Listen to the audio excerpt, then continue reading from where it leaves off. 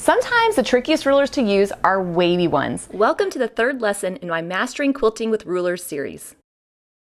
In this lesson, I'm going to show you how to use Elvira to quilt wavy lines on your quilt, whether you echo them, offset them, or create your own look. I'll show you how to quilt repeating waves, which have a nice, consistent wave, or you'll learn how to go from one side of Elvira to the other to get a fun bracket shape. We're going to be filling in the area behind our star, so you'll learn how to fill in those irregular spaces around your blocks, really helping to highlight and show off that area. Well, let's get to the quilting.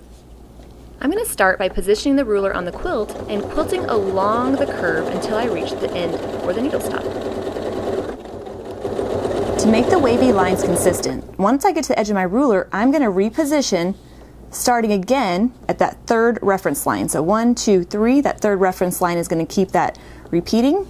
I'm going to use my horizontal reference lines to make sure that my ruler is straight on my quilt, and then I'm going to quilt along that line.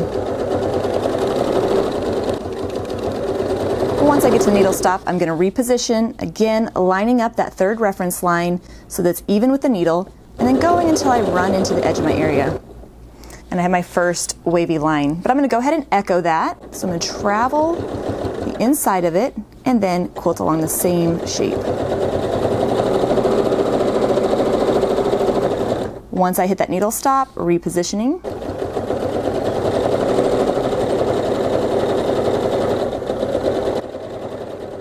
So it's this third reference line, the third from either end, or the one that's directly next to the center line, is what's going to make this ruler a repeating wave. Traveling along the edge, and then I'm going to quilt the same shape. But I want it to be a mirror image of the one I've just quilted, so I'm going to start at the first line instead of the third. It's going to be the same basic shape, I'm just starting at a different point. And I'm going to quilt along that curve, and you can see that's where I'm getting that little mirror image where the lines get closer and further apart. Walking my hands along the ruler and continuing on. And I'm going to go all the way to that needle stop, being sure to reposition my hands as I go. I'm not quilting this whole curve at one time, moving my hands, and always keeping that needle in between my fingertips. Since we're quilting this within a background area, I'm going to go until I run into something. In this particular line, I ran into the edge of my block. But this time, I'm going to make it all the way to the end of my area, and that's fine, because I'm going to come back later and fill in this spot right there.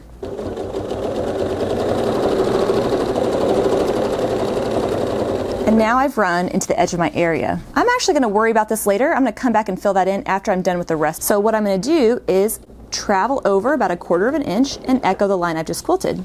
Positioning my ruler, using my previously quilted line kind of as a guide.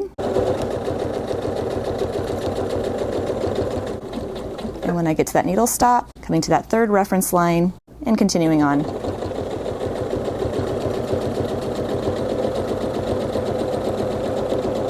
I'm going to repeat the steps, quilting continuous waves and echoing them, filling in the whole area.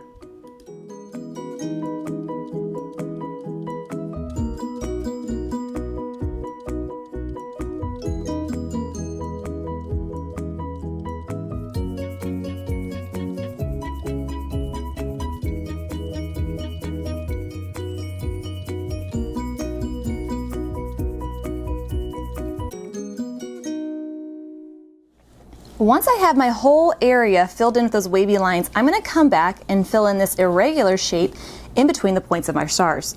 Since my line ended here, I can position the ruler and find where that repeat was, and I can start my next line of quilting right here.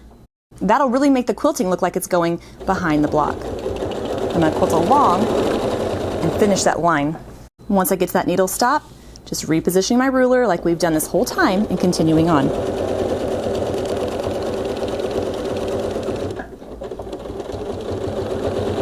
And even though I'm so close to the edge of my area, I'm still going to go ahead and reposition all the way up to that same point and then keep quilting until I run into the edge of my area.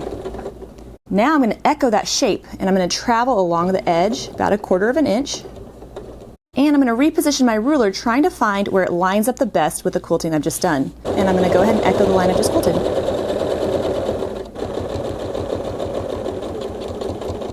Then I'm going to travel along the edge again. I could use my ruler here to kind of guesstimate where that's going to go, or I can use this previously quilted line to kind of give me an idea. Even if it's not exactly right, Your eye's gonna make it look perfect, so I'm not too worried about it. And there we have our echoed wavy lines, which look like they're going behind the block. Now, of course, you don't have to quilt your wavy lines so that they're continuous. You could quilt from needle stop to give your wavy lines a fun effect. When I get to the edge of my ruler, I'm going to shift the whole ruler until the other needle stop is touching the foot, and then I'm going to continue quilting.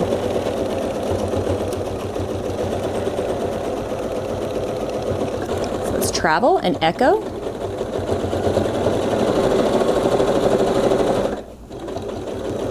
And you can see it's going to give me that fun kind of bracket shape.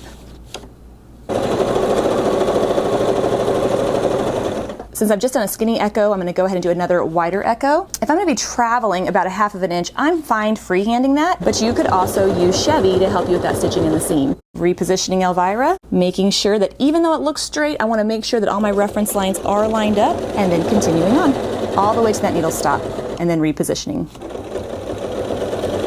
And then finishing out the line. And there you can see I have that bracket shape again. Now what's nice about quilting this kind of wavy line is those points are going to be a very good indicator of the fact that that's where my repeat is. On the continuous wavy line, it can be a little tricky to find out exactly where I'm supposed to reposition the ruler, but with this one, it's pretty obvious. So whether you quilt your waves with echoes, offset them, or quilt them over the whole area, it's going to look fantastic, even if you're dealing with irregular spaces like in between the points of a star. Of course, it looks just as good quilted as an all-over design over your whole quilt. Well, now that I've showed you a little bit on the sewing machine, let's see how it differs on a long arm. When quilting on a long arm, be sure to keep the foot in contact with the ruler at all times. As you work around the curves, the point of contact on the foot will change, so be sure to pay attention to that. It goes without saying, but be sure to keep your fingers well away from the foot of the machine. If you're quilting your lines as a mirror image, use the previously quilted line as a reference. I'm using a purple thread so that you can see my quilting in the video, but if you bought the coordinating thread kit, go ahead and use the lightest cream color in the background so that you can see the overall texture. I designed Elvira so that you wouldn't have to work from the other side of the foot to get a mirror image. That means you can always keep the ruler on the left side or the side that you feel more comfortable quilting with. We're going to quilt this design just like we did on the sewing machine. I'm going to quilt along the ruler until I run out of space. And once I hit the edge, I'm going to travel along and continue back the opposite direction.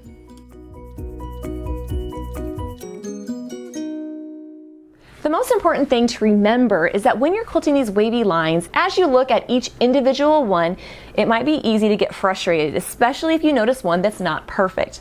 But once the whole area is filled in, all you're gonna see is that nice overall texture. So you have to keep going, you have to keep filling it in. So now it's your turn to try quilting those wavy lines with your Elvira ruler. Go ahead and fill in behind the area of one of your stars. And if you want to quilt the same exact area that I am, you can check out the description box below for a link to diagrams where I show you where to place the designs. If you have any questions, please leave them in the comments below. I want to make sure you're successful with quilting with these rulers. Well, enjoy quilting in that space, and when you're ready, I'll see you in the next lesson where we'll talk about quilting motifs with your Taj ruler.